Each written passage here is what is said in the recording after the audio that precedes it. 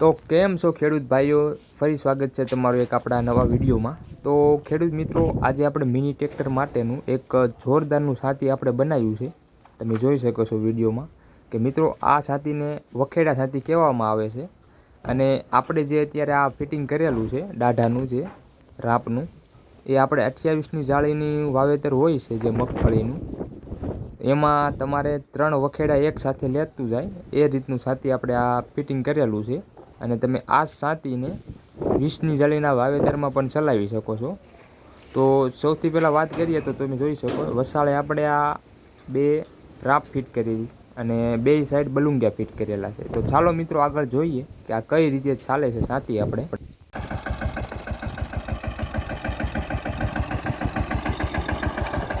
હરાજ કરવાના